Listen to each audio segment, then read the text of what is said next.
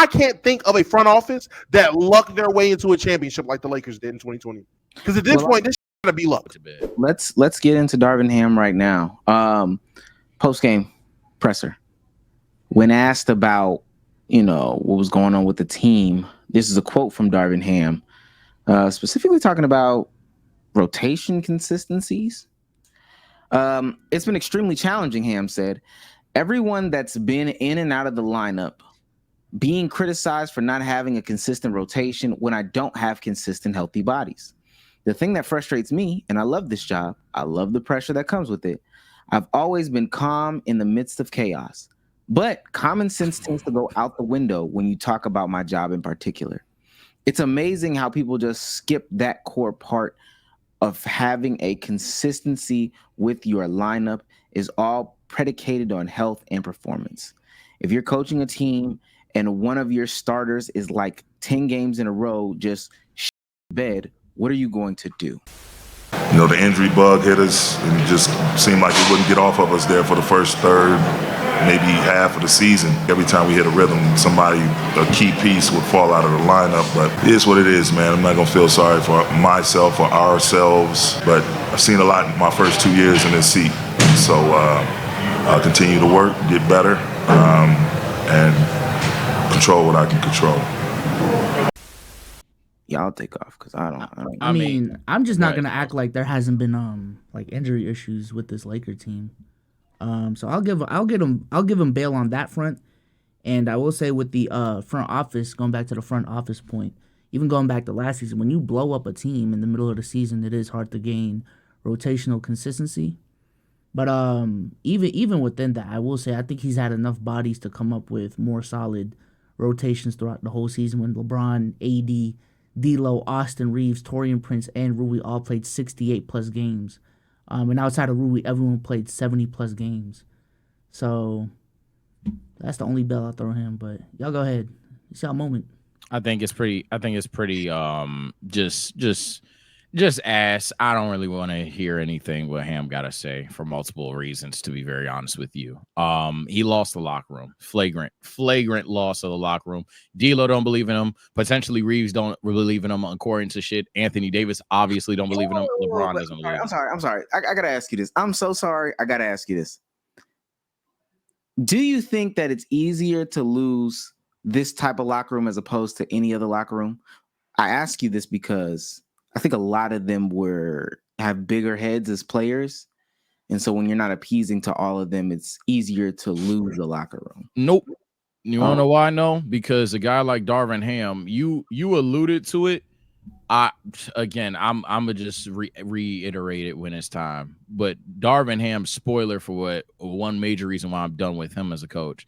He's not just the best buddy. He's a pat your back guy. And the problem is you can't pat everyone's back. You cannot do it. He was hired off the premise of being a guy to pat your back. I know NBA fans have a hard time with the thing called memory, but let's go back in time. When Frank Vogel got fired, that's because Frank Vogel was often defiant as to what he wanted for the team. He was a heavy defensive guy. Braun wants motherfuckers that can knock the three ball down. Not only does that really not even happen because we try to sign those names and they forget how to shoot and then they leave, then they immediately remember how to shoot. But that's a different story for a different day. But when Darvin Ham came into this locker room, the first thing he did was talk about, oh, yeah, Russ, you're in good hands, gangy. LeBron, AD, we had a players meeting, all that stuff. Players coach, players meeting, player positivity, all of this thing. You would have felt like he's a goddamn, like John Cena of coaches type shit. Like, it's ridiculous how he was just thumbs up to every fucking thing. Problem with being a yes man, not only as an NBA coach, but in life, is at some point when the motherfucker is when you say yes to too many people and the shit don't line up, now what do? You lose everybody because it's not like you ever were going to say no. So one, he lost the locker room. Two, we were talking about the rotations. Damo touched on it a bit earlier, but no, his rotations were not only pathetic, but even his experiments were even worse. There's no reason Nikola Jokic is on the floor having a bad night of like 29 and 20. And we're sitting here experimenting lineups that we've not only never played before. I understand we're injured, but not only never played before, but we don't have a damn center on the floor. That's just, I don't care what NBA crayon you ate and you think you're him. I do not care. At comment 588. Dog, that was the dumbest shit we did consistently this series. The amount of times we played LeBron at the 5 with Jokic on the floor, and it did not cook. And we're sitting there like, damn, that didn't work.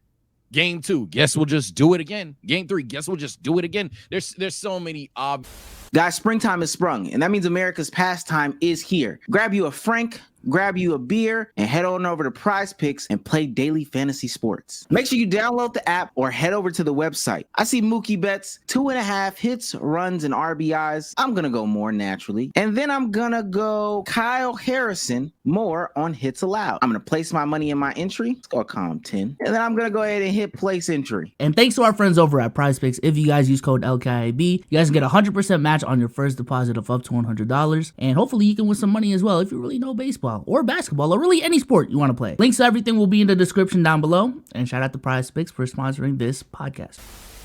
Rotations. He was pulling players off when they weren't necessarily playing bad, but they weren't playing great. However, when D'Lo is out there literally giving games away at certain points in time, nah, man, I believe in you, gang. You got this. These believe it minutes, man.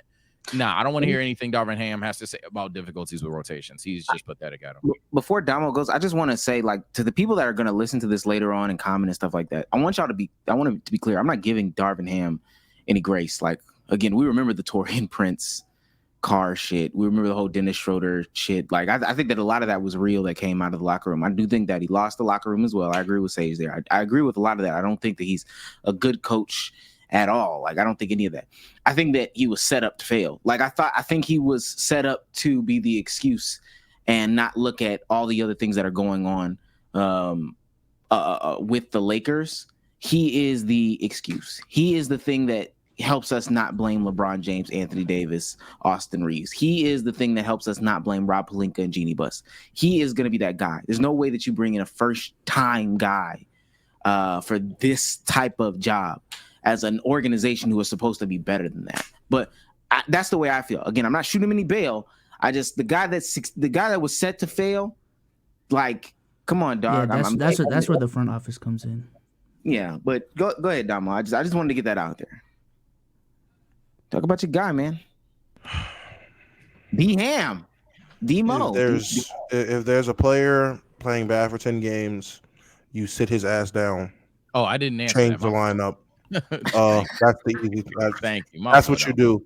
You have 82 fucking games to mix and match lineups from your 1 to 15 man roster. You have 15 players on the goddamn roster. It is your job as the coach to work multiple lineups for multiple situations because injuries are a thing. So you see what you have and you see who works together, who doesn't work. The issue became, especially at the start of the season, you weren't playing people. People that needed to play weren't being played. People who shouldn't have been playing were getting 30 minutes a night. You've been shit at your job since you got the job. I'm with Sage. I knew this shit was going downhill the moment he got there, and the first thing I see from him is him having a heart-to-heart with fucking Westbrook to convince him to come off the bench. I'm like, he's already losing me. Because if that's our issue, one, we shouldn't even have Russ. But also, I'm with you, Omar. This nigga was scapegoated. Scapegoat of hell. Scapegoat of hell. There's no conversation with Russ. Russ was voluntarily going to come off the bench. Nigga went to the next team and was like, "Oh, I'll come off the bench. Fuck it." But never mind. No conversation needed. But genuinely, he was set up to fail. I've been saying fire Pelinka. I said fire Pelinka in 2021 when I seen that roster he put together after the championship. I said fire Rob Pelinka after I see him trade KCP. I said fire Pelinka after he let Alex Russo go.